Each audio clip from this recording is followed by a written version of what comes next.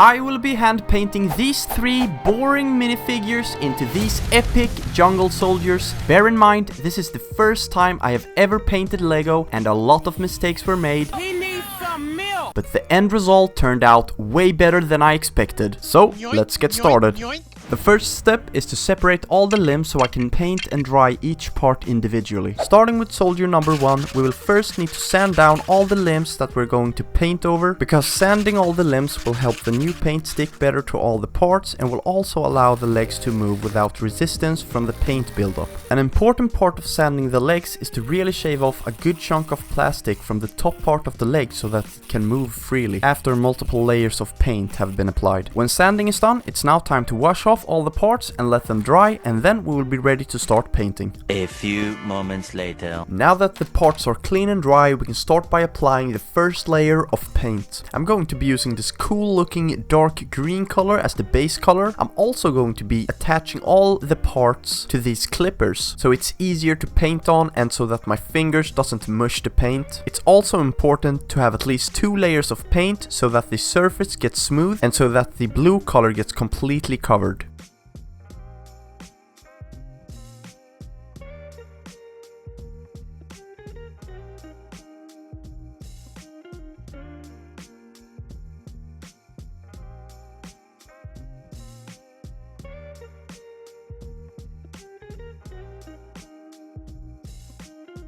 And after each part has gotten its first layer, I'll place them up to dry before adding the next layer. After a good hour or so, I will now add the second layer of paint, making all the parts look smooth and clean. Now it's time to add some acrylic varnish. This will act as a protective layer to the paint, making it indestructible. Not really.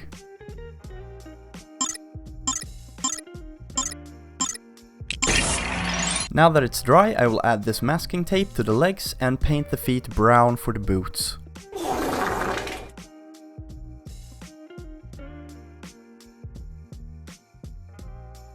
Now I'm going to add some white color and mix it with a tiny bit of black to make this light gray color for the details.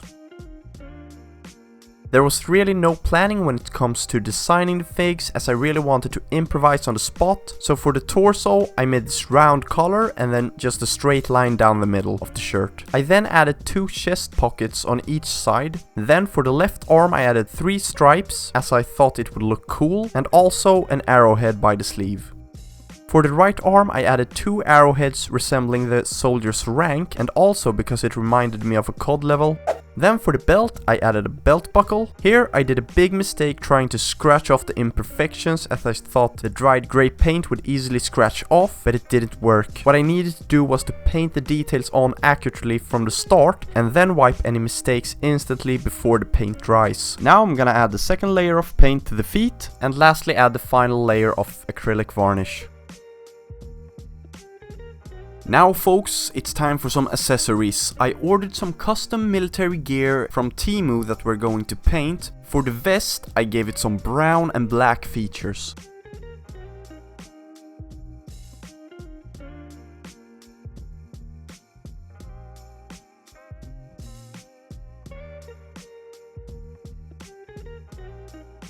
And then I scraped off any imperfections. And then for this fig I wanted him to have a camouflage cap, so I smushed on some brown, black and dark green. And last part is to add the acrylic varnish to the vest and to the cap.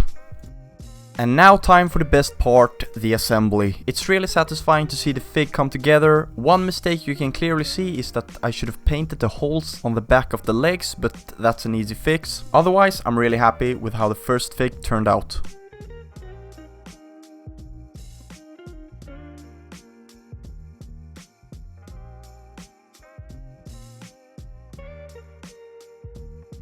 I'm not gonna show you me painting the last 2 figs, it's really the same process, so we'll just cut to the assembly part.